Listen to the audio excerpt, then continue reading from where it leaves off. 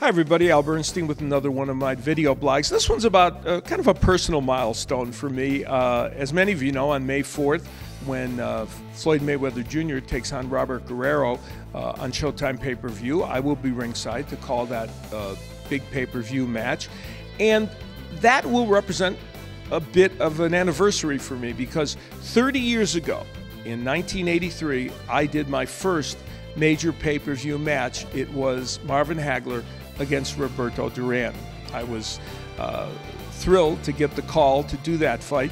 I'd been doing the boxing on ESPN with Sal Marciano, and both Sal and I were asked to do that pay-per-view. It was a thrilling moment for me, and it was an exciting fight. Marvin Hagler and Roberto Duran, of course, two of the four kings, including Ray Leonard and Tommy Hitman Hearns, who during that period made the 1980s and late 1970s one of the most exciting times ever in boxing.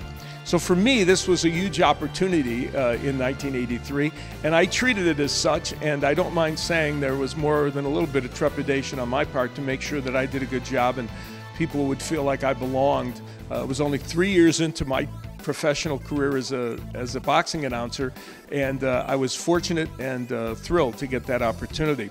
Now, I would go on during that era to do a number of big fights involving the four kings, Hagler, Duran, Leonard, and Hearns, and it was a very, very exciting time. And in the intervening 30 years, I've been privileged to do pay-per-view matches featuring the likes of George Foreman, Evander Holyfield, Mike Tyson, Manny Pacquiao, Miguel Cotto, and many others, and which kind of brings it full circle to now being able to do a fight with Floyd Mayweather Jr. as the featured fighter, along with, of course, Robert Guerrero, who he's taking on.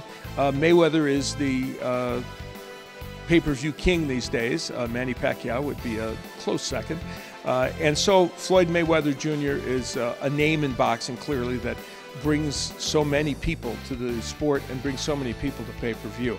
And I'm delighted that I'll be a part of that on May 4th. So it's been a long journey over these 30 years, although it seems like a blink of the eye to me. And I can't help but reflect back on that very first one, some 30 years ago, when I was able to see the Hands of Stone take on the Marvelous One in a fight that Marvin Hagler won by decision, and it set the motion for these many pay-per-views that will continue for me on May 4th.